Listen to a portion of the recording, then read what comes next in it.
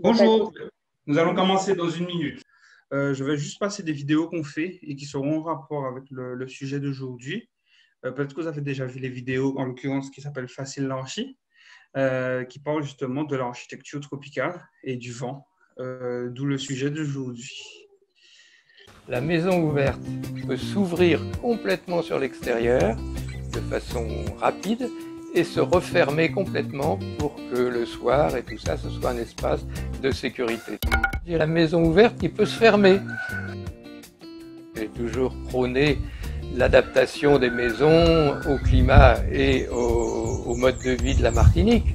Donc là, ça se retrouve évidemment un peu sublimé dans cette maison, puisqu'on peut vivre directement en contact dans chaque pièce. Chaque pièce peut s'ouvrir sur la nature, sur un coin de jardin, donc, et puis en même temps, donc, assurer un confort de ventilation qui soit de jour. Bon, ça paraît évident sur une maison qui s'ouvre sur les quatre côtés, mais par contre, au niveau de la chambre, il fallait que la maison, les volets périphérique de la maison étant complètement fermée, la boîte étant complètement fermée de quatre côtés, il y ait une ventilation naturelle qui puisse être assurée, quelles que soient les conditions climatiques extérieures. Donc strictement aucun mur plein dans cette maison. J'ai imaginé donc une structure poteau-poutre en béton, mais qui sont des petits poteaux et des petites poutres qui vont porter une grande charpente qui va être en bois posée dessus.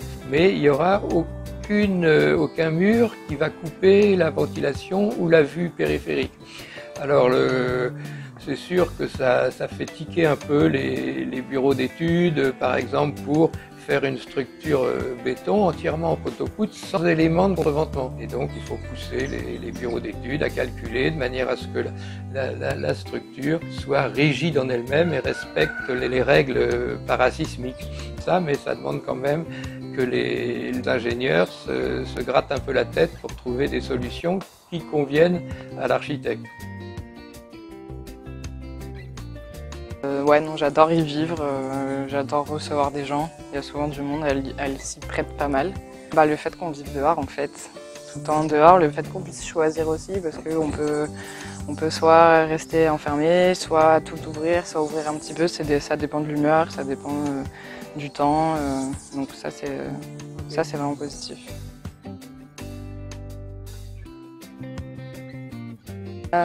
Des défauts, c'est de l'entretien quand même, mais non, moi je vois pas de défaut. Moi, j'ai pas de réponse, puisque je me suis lancé dans des projets comme celui du rectorat qui a été très critiqué, et j'ai bien vu qu'on ne pouvait rien faire. Je veux dire, quand l'air circule, il amène la poussière, il amène le bruit, il amène les moustiques, et donc il faut savoir accepter ces contrariétés. Si on ne veut pas revenir à une solution qui sera peut-être la solution de l'avenir, mais j'espère que ce ne sera pas ça, d'avoir des maisons entièrement climatisées avec des climatiseurs qui sont des aberrations sur le plan écologique. Mais donc on vit dans un climat qui est quand même suffisamment agréable pour accepter quelques nuisances.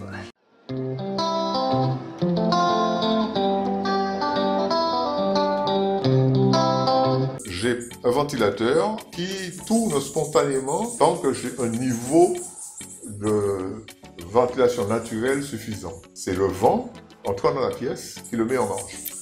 Et c'est au moment où il s'arrête de tourner que je me pose le problème de le mettre en route pour pouvoir maintenir ce niveau de ventilation qui assure une évapotranspiration nécessaire au confort climatique.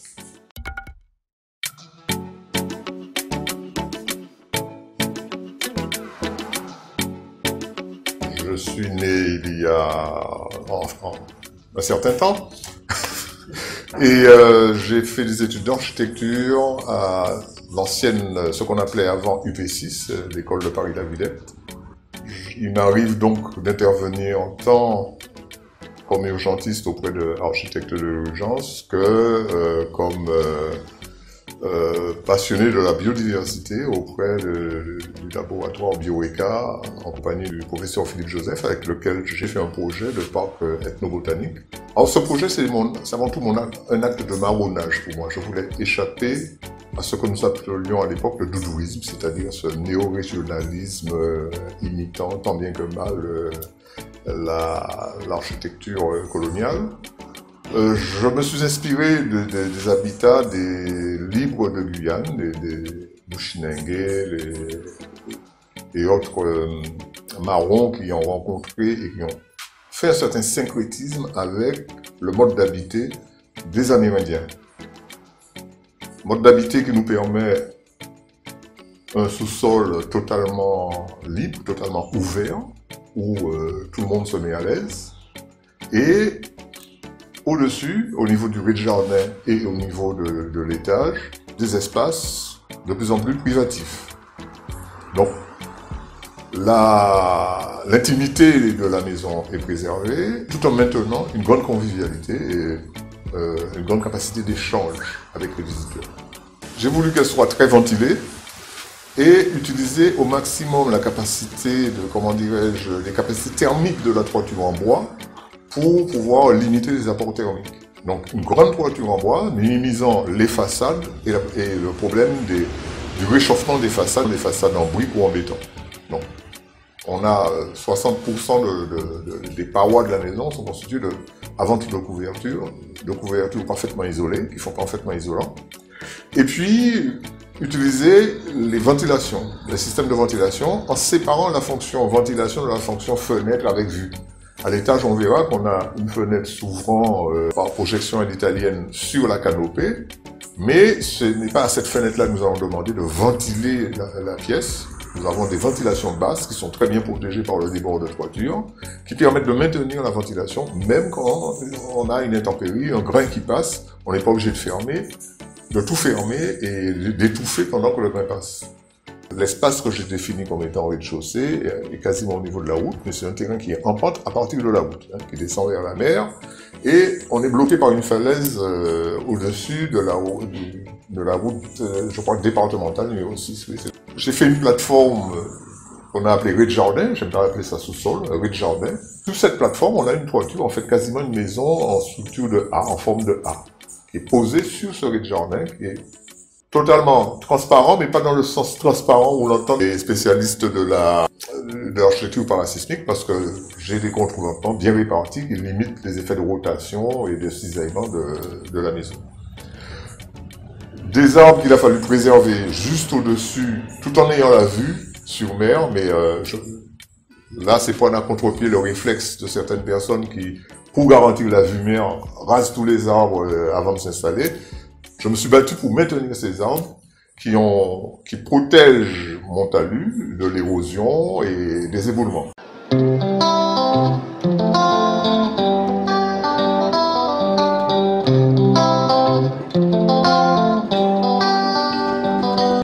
Donc, c'est juste une introduction pour vous parler d'un sujet qui peut paraître un petit peu bizarre à premier lieu. C'est la notion de vent créateur d'espace. Cette recherche que j'ai pu initier durant ma 5e année d'études à l'INSAB, à l'École nationale supérieure d'architecture de Bretagne, à Rennes tout précisément, c'est un travail donc, de séminaire où on s'est posé la question du vent comme générateur d'architecture. Donc, je vais vous partager un petit diaporama et ensuite, nous commencerons. Donc, aujourd'hui, nous allons commencer ce sujet, le vent créateur d'architecture. Et ensuite, nous aurons un échange sur ces sujets. Je veux absolument qu'il y ait un échange à la fin parce qu'encore une fois, l'architecture, ce n'est pas une vérité propre et c'est mon analyse qui a entraîné cette recherche. N'hésitez pas à ne pas être d'accord. C'est le but du sujet et de ces sujets tels que l'architecture, le vent et tout ce qui est très sensible. Donc, nous allons voir aujourd'hui, en premier point, quid du vent? Qu'est-ce que c'est le vent?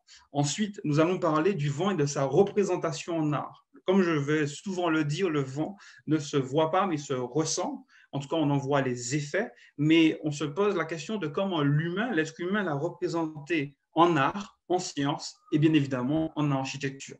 Et en troisième point, le vent sculpté par la forme architecturale. On verra qu'est-ce que ça veut dire. Comment le vent réagit-il en rencontrant une forme. Et ensuite, en quatrième lieu, on va analyser des projets d'architecture qui ont été faits bien évidemment en zone tropicale, puisque nous sommes en zone tropicale, et nous allons justement voir que l'architecte ou l'architecture a eu un travail considérable avec le vent pour faire un projet qui sont, je le pense, puisque je les ai choisis, très riches et très forts dans leur approche architecturale. Et ensuite, nous conclurons. Et ensuite, il y aura l'échange. Donc, rentrons dans le vif du sujet. Autrefois, et ça, c'est les anciens qui me l'ont dit, les sages et les expérimentés, comme j'aime bien le dire. Autrefois, on n'avait pas chaud dans nos maisons. On y vivait bien et simplement. De là a découlé un travail de mémoire que j'ai pu faire et que j'ai continué avec le CAIE en Martinique. L'étude ici proposée, donc le webinaire qui nous intéresse aujourd'hui, se permet de comprendre la notion de vent, sa représentation et son utilisation en art et en architecture. En gros, on va essayer de répondre à ces questions, encore beaucoup de questions. Et à la fin, vous verrez, il y aura encore des questions. Il n'y a jamais de réponse. Ceux qui ont apprivoisé cette énergie, comment l'ont-ils fait? Ont-ils réussi? Existe-t-il une interaction entre le vent et la forme géométrique? Quelle forme permet de sculpter le vent? Et là, on verra. Donc, première définition, partons sur un aspect scientifique. Qu'est-ce que le vent? Le vent se forme par trois intermédiaires. Le premier, c'est tout simplement grâce au soleil. Les régions chauffées varient donc en permanence, ce qui empêche l'atmosphère d'atteindre un équilibre en pression. Il y a donc toujours des différences de température et donc de pression, et donc du vent quelque part. L'image que vous pouvez voir, c'est un schéma d'une cellule de convection. Vous avez sûrement dû voir ce schéma dans le premier webinaire que nous avons fait sur l'architecture bioclimatique. C'est le principe même du vent. La chaleur, elle est plus légère, elle monte, et le froid étant plus lourd, il descend. Et c'est ce qu'on fait en architecture, qu'on essaye d'ouvrir nos bâtisses, nos demeures, nos bureaux pour avoir une ventilation constante. Ensuite, il y a la force de Coriolis. Selon Futura Science donc définit la force de Coriolis comme cause engendrant des conséquences de déviation d'un corps en mouvement vers sa droite dans l'hémisphère nord et vers sa gauche dans l'hémisphère sud. Et il y a un troisième point. On rentre plus en détail dans le site, parce qu'un architecte construit par rapport au site. Et les forces de frottement sont un troisième moteur du vent. Il s'agit des frictions entre le sol et les masses d'air déplacées, ou encore entre les différentes masses d'air elles-mêmes qui auront modifié leur trajectoire aux abords des reliefs rencontrés. Donc, je récapitule. Il y a trois moteurs du vent. Nous avons vu schéma grâce au soleil, le froid et le chaud s'attirent. En deux, la force de Coriolis. Et en trois, les forces de frottement. Il y a eu d'ailleurs un livre qui a été édité à l'INSAB, à l'École nationale supérieure d'architecture de Bretagne, Vent, invention et évolution des formes, où il y a eu un travail de fait par les professeurs, mais aussi par des étudiants qui faisaient des recherches de thèse sur la notion de vent. Donc, maintenant qu'on a vu la partie scientifique du vent, on va rentrer dans un aspect un peu plus sensible, c'est sa représentation en art. Alors, l'air ne se voit pas, mais il se mesure du fait de sa direction et de sa vitesse. Très important, nous l'avons vu. Cette force est très difficile à comprendre, car elle ne se voit pas à l'œil nu, mais elle se ressent, sur la peau notamment, ou l'odorat, où elle s'entend, on entend du vent, il touche un arbre, une fenêtre, etc. Peut-être que le goût, non, mais il y a tous les sens qui sont mis en éveil. Cette perception n'empêche, est immatérielle et reste mystérieuse. L'art est souvent visuel pourtant, et se veut parfois être la représentation quelconque d'une personne, d'une scène qui est visible à l'œil nu. Y a-t-il pas paradoxe? Alors, comment représenter une énergie, quelque chose d'imperceptible à l'œil nu, mais qui se ressent? Les artistes ont essayé de représenter l'action du vent de plusieurs manières différentes. Nous allons les voir. Par exemple, le vent a déjà été personnifié. On lui prend le caractère, on lui confère le caractère d'un personnage. On peut le voir dans la figure numéro 3, encore la figure numéro 4, intitulée Flore et Zéphyr. Ensuite, il y a le vent représenté. On représente l'effet du vent ou sa texture, si je puis dire. Encore une fois, c'est très sensible et cela peut varier d'analyse en analyse. Mais là, par exemple, la figure numéro 5, intitulée La tempête, on voit un arbre qui est en train de se déraciner. La force du vent est en puissance, on la sent. Et ensuite, il y a la figure 6, Tempête en mer, où là, c'est une peinture, où c'est un peu de brouillard, on sent que c'est un peu le chaos. Encore une fois, on ne le voit pas, mais on en voit les effets ou la personnification. Le vent et sa vitesse, son mouvement. Quand on parle de vent, bien évidemment qu'on pense à ces notions-là. Et bien là, on va essayer de représenter peut-être un linge qui s'envole d'un corps, où on essaie de faire une sculpture avec une sensibilité très déformée pour pouvoir en comprendre peut-être les conséquences. Ensuite, en figure numéro 8, le dynamisme d'une automobile. Vous voyez quelque chose de très violent, des triangles, des couleurs vives. C'est une représentation. Mon préféré, c'est le vent créateur d'œuvres. Il y a Tim Knowles qui, en 2006, avec 50 stylos qu'il a attachés à des feuilles, vous pouvez voir sur la figure numéro 9, le vent créateur d'œuvres. On le voit, le vent crée quelque chose. Ensuite, le vent aussi peut être un espace. Et là, on rentre de plus en plus dans le vif du sujet. Le vent est comme espace éphémère, sonore et vibratoire. On commence à vivement entrer dans le sujet. Donc, ensuite, maintenant que nous avons vu cette partie artistique, si je puis dire, comment le vent peut être sculpté par la forme architecturale? Comment?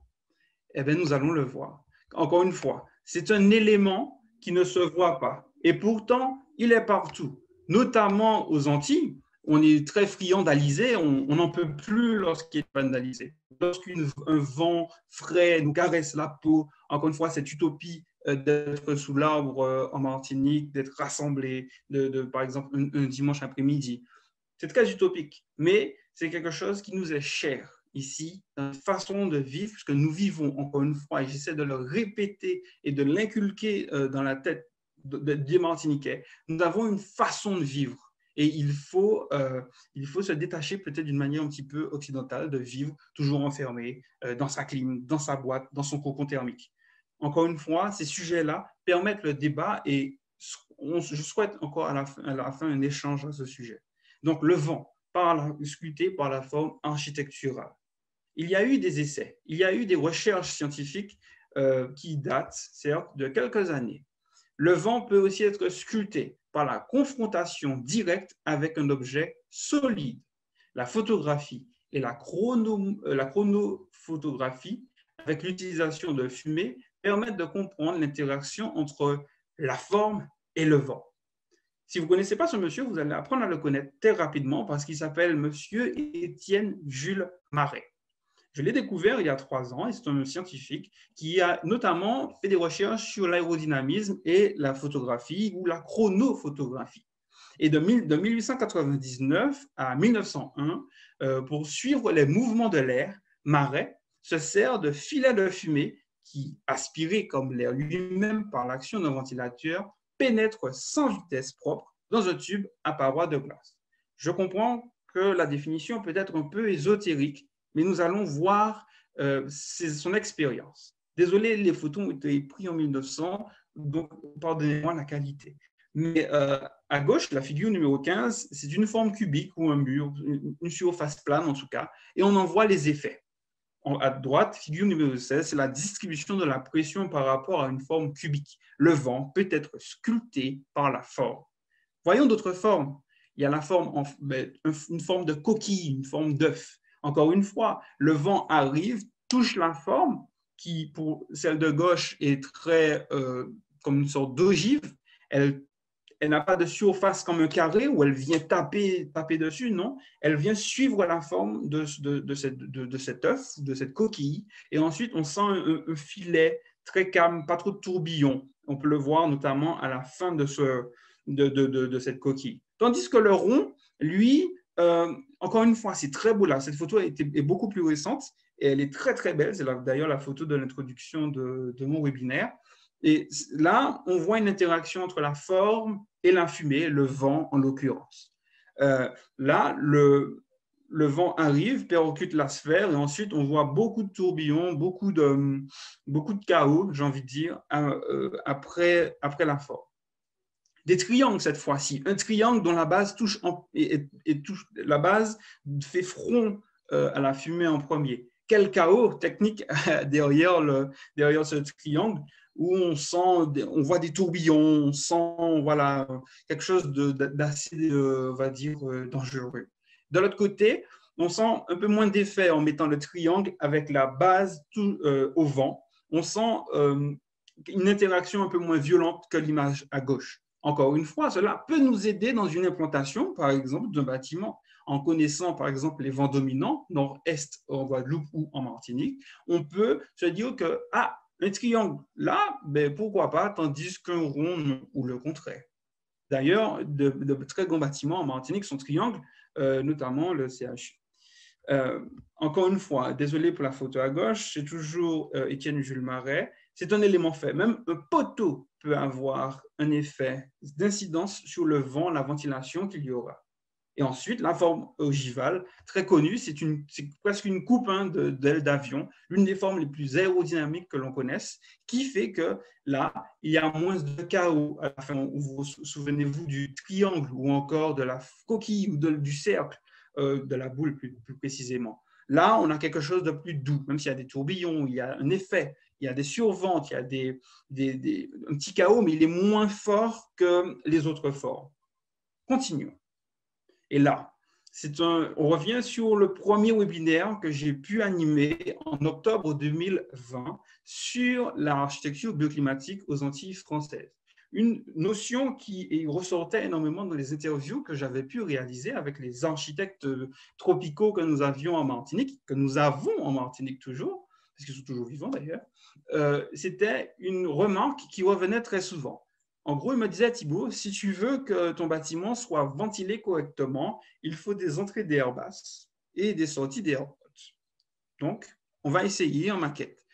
Puisque pendant mes études et pendant mon mémoire, j'ai pu justement travailler sur ces notions-là. Et on voit donc, figure à gauche, la photo qui correspond à droite. En haut, première photo, première ligne, on voit ce qu'on appelle un espace traversant. L'entrée d'air et la sortie d'air sont au même niveau et sont de proportions égales.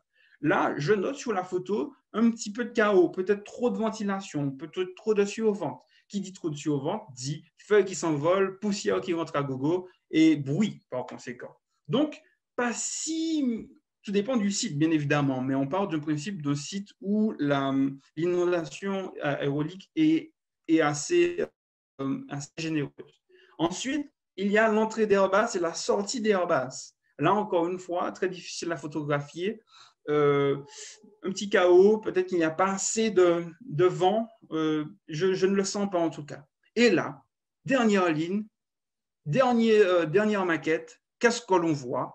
On voit une entrée d'air basse, une sortie d'air haute, comme les architectes qui sont sages, expérimentés, qui ont 30, 40, 45 ans d'expérience en Martinique, qui ont pu le voir à l'échelle 1. Moi, je l'ai vu à l'échelle d'une maquette et d'une spirale.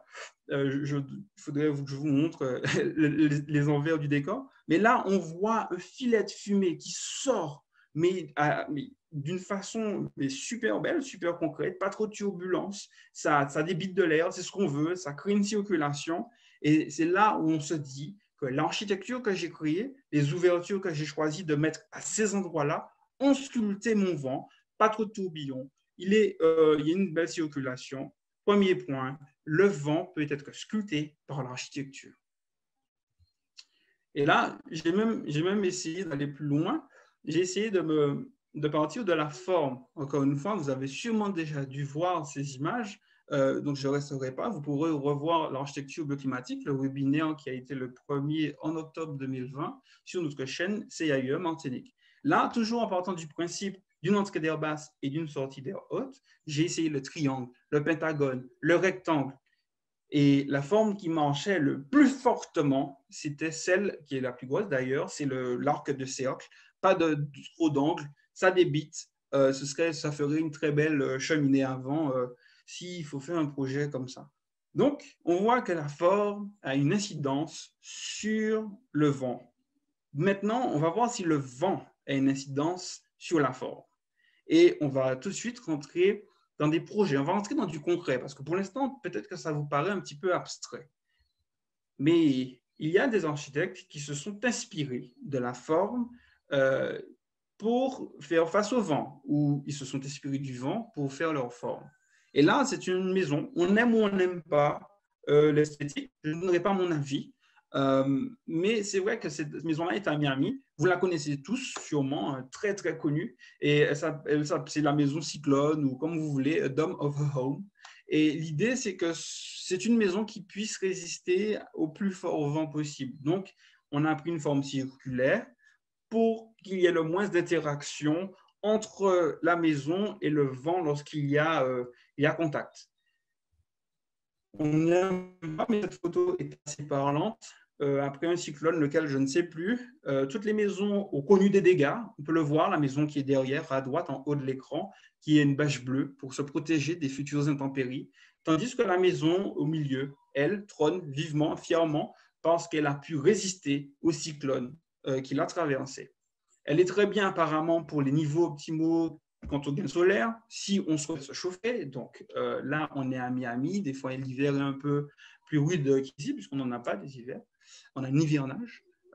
Ensuite, on a une circulation d'air et une ventilation qui est assez intéressante. Rappelez-vous la première image que nous avons vue ici avec l'arc de cercle. Ça débite bien, ça crée du vent, ça crée une ventilation assez correcte. Et ici, on le prouve bien, une circulation d'air et une ventilation. Une température uniforme, c'est un cercle, tout le monde le sait. Et ensuite, résistance au vent, puisqu'il ne résiste pas, mais il permet au vent de passer sans zone de confrontation, comme le carré ou le triangle ou le rectangle, toutes les formes qui font face au vent. Rentrons maintenant dans un projet d'architecture. Les architectes, avant de faire un projet, analysent un site. C'est le site qui, normalement, doit leur donner le petit secret, la petite influence qui va faire que le projet, si on le déplaçait de 100 mètres, ne marcherait plus. Bien évidemment, c'est une utopie, mais l'idée est là. Et l'agence Matter qui a dessiné une école aux Philippines, une école résistante au cyclone. Vous voyez déjà la forme. Alors le bambou, oui, non, le matériau, on ne va pas en parler aujourd'hui, mais la forme et l'aspect, la réflexion de l'implantation du bâtiment ont fait la différence.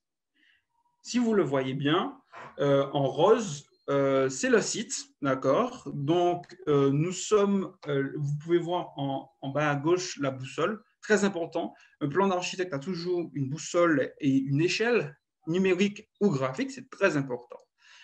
Sur le site en rose que vous pouvez voir, nous sommes sur une péninsule, il y a une ville à gauche, très intéressant. Ensuite, en deux, là, le site est contouré en rose, toujours. Les vents principaux sont montrés avec des flèches grises, un petit peu nord-ouest. Des fois, il peut y avoir une brise marine.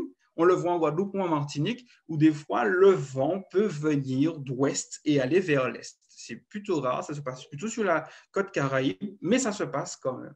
Tandis que le vent principal, celui qui se positionne toute l'année, vient un peu comme chez nous, nord-nord-est. L'architecte le prend en compte dans son architecture.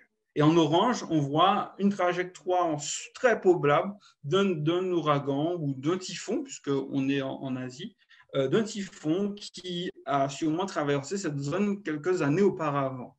Et ensuite, en jaune, vous voyez cette analyse solaire qui montre, comme partout dans le monde, que le soleil se lève à l'est et se couche à l'ouest. Ayant pris toutes ces données avec les roses des vents à droite que vous pouvez voir, l'architecte et l'équipe ont fait un projet qui fait du sens. Vous pouvez le voir en haut à gauche, je ne rentrerai pas dans le biomimétisme, ils sont allés même plus loin que ça, mais ils ont travaillé sur l'interaction entre la forme et le vent. Premier en haut à gauche, le rectangle qui, lui, crée beaucoup de désordre à l'arrière, beaucoup de dépression à l'arrière. Le rond aussi, tandis que la forme, celle d'une aile d'avion en coupe, crée peut-être moins de désordre. Alors peut-être que le mimétisme est facile, peut-être que vous aurez envie de critiquer cette forme, et il n'y a pas de souci. Mais il y a eu ne serait-ce que l'essence d'une réflexion pour pouvoir résister probablement à des vents cycloniques forts. Voilà la coupe, elle est très parlante. On aurait dit des bateaux, enfin des bateaux, des avions, enfin quelque chose de très aérodynamique où on voit la possibilité d'avoir une ventilation naturelle, de se protéger du soleil et aussi d'avoir une forme qui, le cas échéant, puisse se fermer quand il y aura un cyclone pour prémunir tout dégât à l'intérieur du projet. C'est un projet, donc je répète, hein, c'est fait par l'agence Mater qui a créé une école résistante aux cyclones aux Philippines. Ça, c'est mon projet préféré en architecture. C'est l'un des plus beaux, très subjectif, mais c'est pas grave, c'est le plus beau. Ça a été fait par Renzo Piano, c'est le centre Jean-Marie Tjibaou à Nouméa. Et le projet prend en compte le vent de A à Z. De par son implantation, arrivé sur une zone où le vent apparemment est sud-est ou est-sud-est. Et le vent, du coup, a sûrement, je pense, influencé l'implantation du projet sur le site. Tant mieux en plus, puisque le projet fait face à la mer, fait face à la baie. Le projet rend, en termes de matérialité, de lumière, très bien, mais il y a eu une réflexion sur le vent. On peut le voir, cette coupe, qui n'est pas de moi, mais qui travaille sur cette notion de ventilation naturelle. On a des persiennes pour se protéger du soleil, mais aussi se protéger et accueillir le vent, ni trop, ni pas assez. C'est un schéma que vous pouvez retrouver facilement sur Internet. Lorsque tout va bien, première image en haut à gauche, alors le vent est accueilli, les persiennes sont ouvertes de part et d'autre, en haut, en bas, pour pouvoir accueillir ce vent. Ensuite, il y a peut-être des fois où le vent est un peu moins fort, alors du coup, ou trop fort. Du coup, on va faire un jeu. Et ça entraîne l'action incessante, certes, des habitants du projet. Là, le vent arrive, on ferme. Le vent n'arrive pas, on essaye d'ouvrir un peu plus. Ensuite, il peut y avoir, troisième image sur la même ligne, on peut avoir un vent modéré. Alors là, on va, au lieu d'avoir 3 lignes de persiennes ouvertes, on va peut-être en avoir 2 puisque le vent est un peu fort. Et encore une fois, vous voyez ici que l'entrée la plus en basse est privilégiée. Là, une forte tempête arrive. On essaye de se fermer, de se parer aux éventuels survents. En cas de cyclone, image du milieu, deuxième ligne, tout est fermé. Mais on laisse quand même un peu ouvert parce qu'il faut qu'il y ait des équilibres de pression. Donc tout de suite, on va dans une architecture qui se veut un petit peu plus paracyclonique. Et ensuite, là, on a un vent qui vient des fois, des brises marines, donc, qui font que le vent vient d'un autre côté du projet. Alors, l'architecte pense quand même à se parer à ces éventualités. Là, c'est un projet que vous pourrez aller voir. Donc, c'est un projet qui est dit paracyclonique, de par sa structure, mais surtout de par la forme. Ça s'appelle TechLob. Je n'irai pas plus loin dans le projet. Vous pouvez retrouver les planches. Donc, je répète le mot, c'est TechLob. C'est un concours d'architectes. Donc, je ne sais pas si le projet a été construit, mais c'est un projet qui se voulait à bas prix et surtout résistant aux tempêtes qu'ils connaissent dans ces zones-là. Et vous pouvez vous trouver les planches, les coupes, les élévations. Par exemple, en bas à gauche, on a cette possibilité de se fermer quand il y a un cyclone et de s'ouvrir quand on est en zone normale pour avoir un débit d'air intéressant, pour que ce soit ni trop chaud, ni trop froid. Encore une fois, vous pouvez voir les perches. On aime ou on n'aime pas l'esthétique. L'idée, c'est vraiment pas de parler d'architecture, de dire oui, j'aime pas. L'idée, c'est vraiment de se dire, wow, ok, c'est intéressant ce qu'ils ont fait dans leur création, dans leur processus de réflexion. Ils ont pensé à la structure, ils sont allés de A à Z du projet. L'implantation, on va aussi même peut-être, pourquoi pas, en dernier lieu, c'est presque fini, il reste 2 slides, parler de cette notion d'implantation, donc d'urbanisme, pourquoi pas, où là, il y a peut-être une interaction entre le vent et la forme. Dans le cas numéro 1, figure en haut à gauche, on voit que le vent peut être perpendiculaire à la façade principale, alors que la disposition en quinconce dans le deuxième cas permet de diminuer l'effet de masque et réduit les zones de dépression. Donc, le fait d'avoir mis en quinconce, ça crée des espaces, ça crée une façade qui est peut-être différente, ça peut créer un quartier avec une image différente, parce que souvent, on a des lotissements où les maisons sont rangées en rond-oignon, il n'y a pas de travail, il n'y a pas de...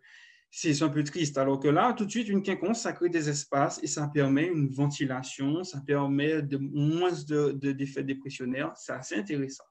Troisième cas, en bas, deuxième ligne, vent de biais. Donc, ça arrive souvent, par exemple, il est conseillé qu'on fait une architecture qui est soumise, qui est implantée sur un site avec des surventes, un petit peu comme Jérôme Nouel, ce qu'il a fait au rectorat de la Martinique. Il n'a pas mis son projet face au vent, donc perpendiculaire à son arrivée, mais il a bien tourné le bâtiment de 15 degrés pour avoir moins de vent, ce qu'on appelle une ventilation naturelle indirecte. Dans ce cas-là, donc là, dans le cas du biais, on vient en fait, dans une disposition un petit jour linéaire, va dans ce cas créer des zones de turbulence à l'arrière des maisons. Jérôme Nouel l'a voulu dans le rectorat, mais peut-être que dans un lotissement ou dans un ensemble pavillonnaire ou de maison, ou peu importe le projet, cela peut être un inconvénient. Tandis que justement, cette quinconce dans la figure 4, la disposition donc en quinconce, permet de diminuer les effets de masque entre bâtiments. L'architecture est influencée par le vent. On le voit très bien. En conclusion, avant l'échange, le vent peut être sculpté par la forme. C'est la base de la ventilation naturelle. Et on le voit tous les jours dans nos demeures et dans la façon dont on vit. Il peut être modulé, filtré, activé, il peut être ralenti par la forme architecturale. Et ça, c'est le travail des professionnels, ingénieurs, constructeurs, architectes, paysagistes, pour pouvoir modérer ou activer cette ventilation pour qu'on ait un confort thermique de notre cadre bâti. Très bien. Dernier point que nous avons vu. Le vent, pour répondre à la question, est-il créateur d'architecture? Oui, parce qu'il peut sculpter cette dernière. Nous le voyons notamment par rapport au cyclone. Le vent peut inspirer les concepteurs dans leur forme générale, mais aussi surtout dans la disposition aussi des pièces intérieures. Merci de votre attention. N'hésitez pas à poser des questions. Nous sommes là pour débattre. Encore une fois, ce n'est pas une vérité vraie. C'est juste vous permettre de voir l'architecture dans laquelle nous vivons, qui est riche, qui est variée, qui prend en compte le site. Et ça a déjà été fait, ce travail-là. Depuis des décennies, ce travail-là se fait aux Antilles, même des siècles. Et il faut qu'on en ait conscience. Et il faut que nous, futurs concepteurs, je l'espère, puissions avoir cette intelligence du site, cette intelligence du lieu, ce qui fera que nos demeures demain seront beaucoup plus agréables à vivre et qu'elles seront plus belles. N'hésitez pas à partager. J'arrête la vidéo et on va parler tête à tête. Et après, vous pourrez retrouver sur le site, mais aussi la chaîne de YouTube, notre webinaire et les autres vidéos que je vous ai passées. Avez-vous des questions? N'hésitez pas. Moi, j'ai une question. Est-ce que vous voyez des maisons que vous connaissez ou des projets que vous connaissez dans votre environnement qui sont sculpteurs de vent ou qui ont été inspirés par le vent? Est-ce que voilà, est-ce que ce que j'ai dit, est-ce qu'il y a quelque chose qui vous paraît, vous faire réfléchir sur un sujet, même si ça n'a pas forcément à voir avec le vent, ça peut être la pluie, ça peut être le soleil. D'ailleurs, j'aurais pu faire un webinaire sur tous ces sujets-là, sur ces choses qui nous sont vitales, le vent, le soleil. Et tout à fait. Alors, j'ai un petit message, je vais le lire, de la part de mon confrère de Guadeloupe Océaie, M. Joël Paul. Le vent apporte le bon nombre de bénéfices, mais comment se prémunir des effets néfastes, brume de sable, sargasses, fumée? Merci, M. Paul. Effectivement, comme je l'ai passé dans la vidéo de M. Nouel, toujours c'est la maison ouverte, il le dit très bien. C'est un choix qu'on fait quand on fait une ventilation naturelle. Certes, c'est accueillir un petit peu plus de poussière, c'est nettoyer, c'est entretenir, mais c'est beaucoup moins cher. c'est une qualité de vie. Bien évidemment, tout dépend où vous vous placez, votre maison s'implante. C'est toujours très intéressant. Alors, bien évidemment, qui dit sargasse dit odeur. Comment on se prémunit de ça? Pour l'instant, je n'ai pas les solutions à la ventilation naturelle. La notion de fumée, alors je ne sais pas où vous habitez, M. Paul, mais c'est très rare qu'il y ait une fumée, à part s'il y a un boucan ou s'il y a une décharge tout près. Mais c'est plutôt rare, c'est plutôt aujourd'hui les brumes de sable, les odeurs nauséabondes des sargasses qui créent des problèmes. Nous n'avons pas encore trouvé de solution. Le bruit, je le mentionne, les insectes aussi. Même si les insectes, on peut mettre des moustiquaires, mais encore une fois, ça réduit la ventilation naturelle. Il n'y a pas de solution. En tout cas, je ne les ai pas. Si vous en avez, prenez la parole. Soyez rassurés. Ensuite, deuxième question de Samuel. Pourquoi on n'a pas plus d'architectes locaux sensibilisés à ces problématiques? Je ne sais pas. Encore une fois, c'est le client souvent qui a raison. Donc, le client veut une clim. J'ai eu souvent des gens qui sont venus me voir avec des images de maisons de France et qui me disent « je veux ça ». C'était avant de travailler pour le CAUE et les gens viennent avec des images préconçues d'un monde qui n'est pas le nôtre. Et ils viennent et on leur dit « mais en fait, cette maison-là, elle n'est pas forcément martiniquaise ou guadeloupéenne, mais elle est française. » Et la personne nous regarde, et bien lui, quoi, c'est vrai? C'est bizarre. Kailan y ardoise. Enfin, il y a beaucoup d'ardoises sur la maison, ça se voit déjà en premier lieu. Donc, pourquoi? Je pense que les architectes sont sensibilisés. Ils le font, c'est juste qu'ils ne communiquent pas. J'ai pu notamment interviewer Serge Guinot, M. Vermignon, M. Manuel Mancé aussi, qui ont fait ce travail-là. En gros, les petits jeunes qui viennent d'arriver, moi le premier, on n'a pas forcément rien inventé. C'est juste qu'il faut savoir ce qui s'est fait dans le passé, parce que ça s'est fait, rectorat, certains petits projets qui ont maintenant la possibilité de jouir d'un retour d'expérience des habitants. Et c'est eux qu'il faut aller rencontrer, parce qu'il y a du positif et du négatif, comme M. Joël Paul l'a mentionné certainement dans sa question. Donc, les architectes locaux sont sensibilisés, mais rentrent alors dans des problèmes de coûts, dans des problèmes de fonctionnement. Par exemple, le bureau du rectorat, les gens nous disent « Wow, en positif, on se rencontre, on se voit, on échange. En négatif, on entend tous les cancans des autres. On entend quand la dame appelle au téléphone, on entend quand les gens rient fort. » Donc, il y a toujours du négatif et du positif. Il faut juste en peser le coût et les conséquences. Ou au moins qu'ils les impliquent sur leur commande. Ben oui, mais alors, rentre alors dans certaines volontés de maîtrise d'ouvrage qui ne souhaitent pas, qui souhaitent dormir à 16 degrés dans leur chambre. Bien évidemment, l'image est un peu forte, mais j'en ai rencontré des personnes qui veulent dormir à 16 degrés dans leur chambre, peu importe le fait qu'ils soient en France, en Martinique ou dans d'autres îles de la Caraïbe. L'idée, c'est d'être comme là-bas.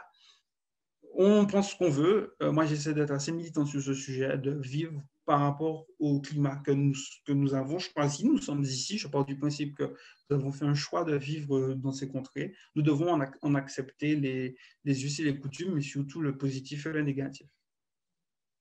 J'ai ouvert le débat. J'essaie de vous titiller. Donc, n'hésitez pas à prendre la parole. Alors, il y a un autre message. Est-ce qu'une maison déjà construite peut être modifiée? Oui. Oui, elle peut être améliorée. Alors, son implantation, ça va être compliqué parce que ça va vous coûter cher. Mais bien évidemment, il y a sûrement un architecte qui peut penser justement à l'isolation, qui peut penser à certaines ouvertures, à peut-être agrandir, repenser des ouvertures, essayer de trouver aussi une matérialité, une peinture, une ambiance qui font que votre maison sera peut-être aussi beaucoup plus confortable visuellement et surtout en termes de confort thermique. Pensez peut-être une isolation, pensez de la toiture, une couleur de la toiture, les abords de la maison. Est-ce que votre maison, autour de votre maison, c'est bétonné à balle avec un bon goudron noir comme on l'aime des familles? Alors, si oui, il y a des modifications à faire pour que vous soyez un petit peu plus confortable dans votre maison. Et puis après, il y a aussi un effet de site. Est-ce que votre maison, elle est en plein milieu de Fort-de-France? Est-ce qu'elle est sur les collines de Balata? Alors là, ça change énormément de situation. Autre question. Exactement. Le client, le plus souvent, veut des maisons comme l'Hexagone et ne laisse plus les architectes conceptualiser en fonction de la localisation du terrain. effectivement, mais je ne veux pas faire de polémique forcément pour donner raison ou tort à l'autre. Il y a un débat qui doit se faire entre l'architecte. Peut-être que je suis très utopiste dans ma vision de voir l'architecture, mais peut-être que le fait d'avoir un échange à bâton rompu, à cœur ouvert, peu importe. L'idée, c'est de se dire que oui, il y a un budget, hein, voilà, il ne faut jamais l'oublier, une maison, ça coûte cher, il y a une viabilisation, il y a un coût d'opération, il y a des taxes qui font que voilà, c'est très intéressant de penser une maison, surtout l'aspect global, mais ensuite, il faut qu'il y ait un échange sur les ambiances, sur la ventilation, il y a aussi peut-être un petit côté militant, parce que je pense qu'on devient très vite militant quand on voit les factures d'électricité d'une maison de ventilation naturelle, dite autonome, pourquoi pas, avec sa propre eau, etc. Et le coût d'une maison avec toute clim. Je sais qu'il y a un collègue à moi qui a pu visiter une maison, tenez-vous bien, où il y avait une clim dans chaque pièce. Alors là, ça a fort. Dans une chambre, il y avait, dans une autre chambre, dans le couloir, il y avait, dans la salle de bain, il ne m'a pas dit, dans la cuisine, il y avait, dans le salon.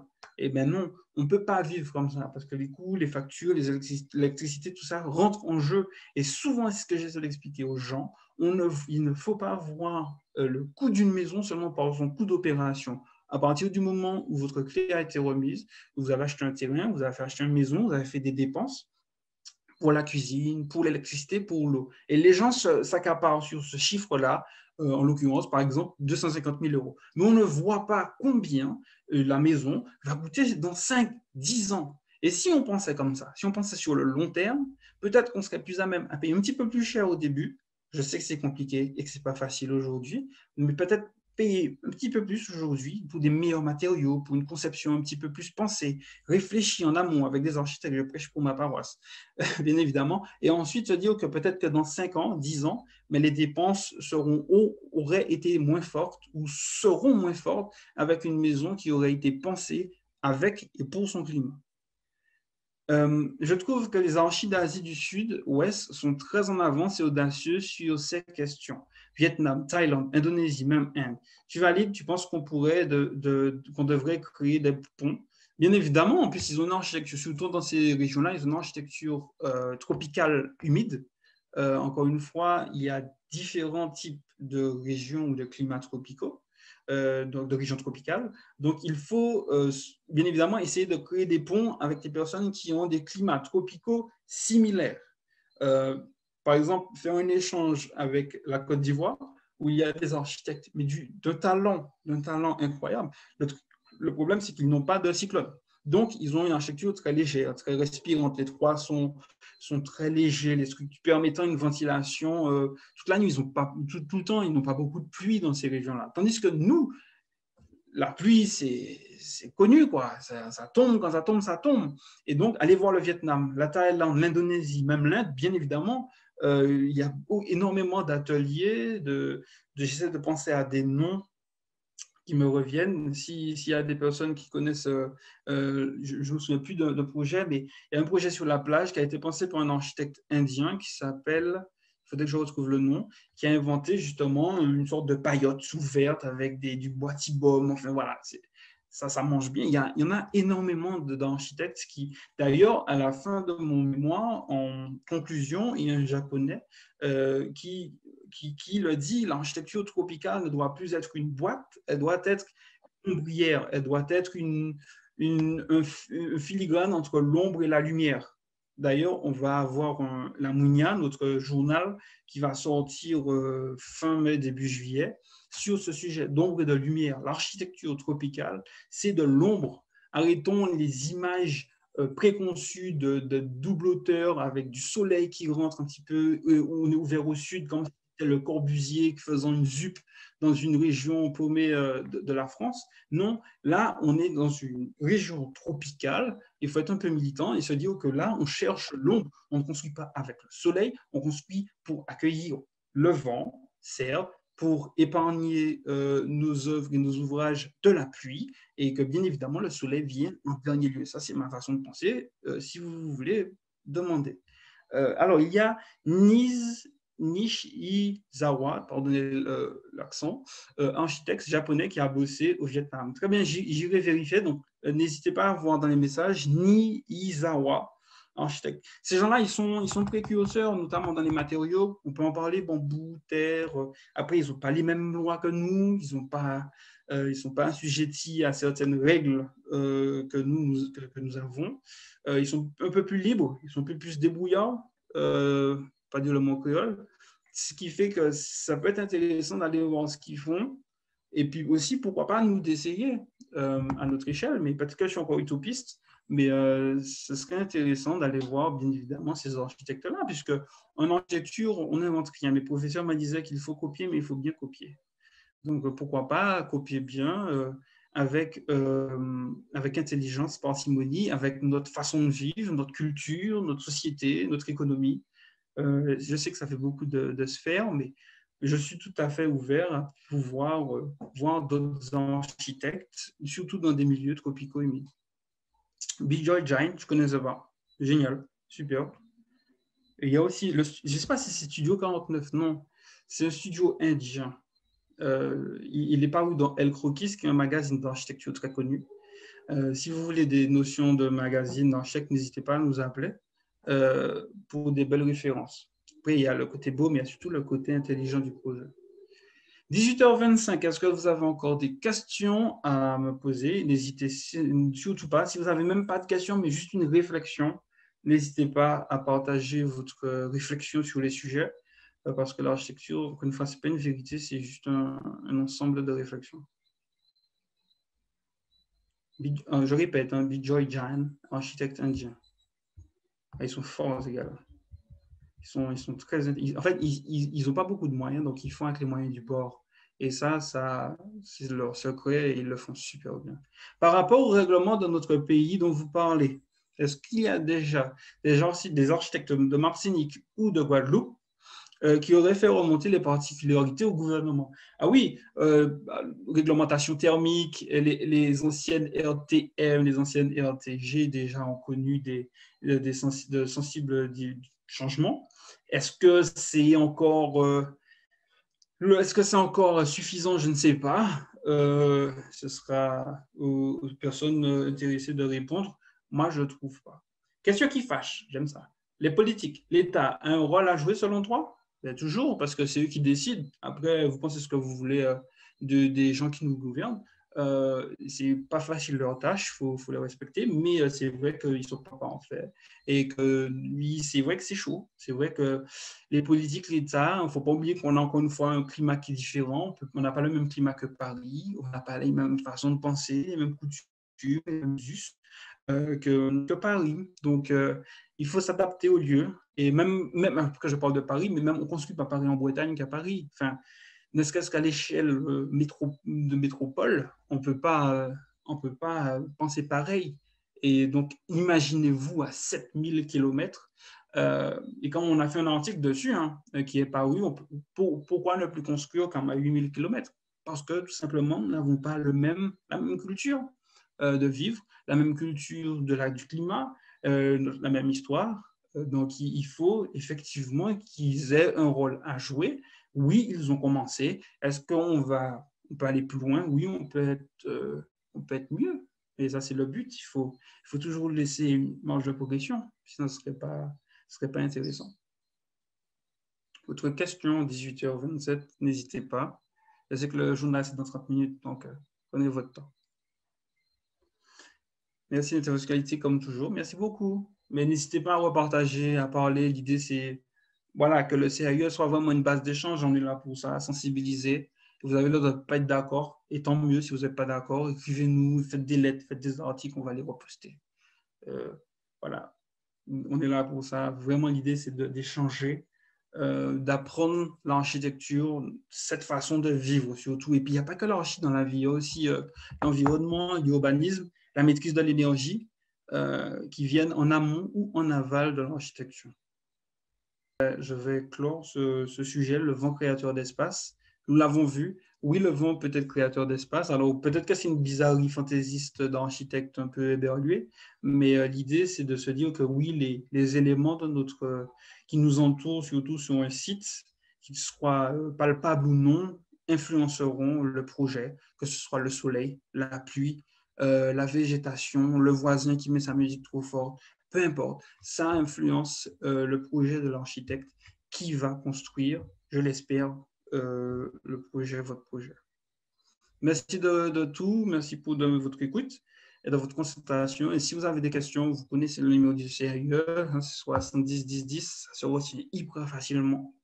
Donc, n'hésitez pas à nous contacter. Et aussi, si vous voulez le PDF, on va vous l'envoyer, écrivez-nous, vous l'aurez le plus vite que possible. On essaie d'être super efficace CIE. Donc voilà, n'hésitez pas. Au revoir.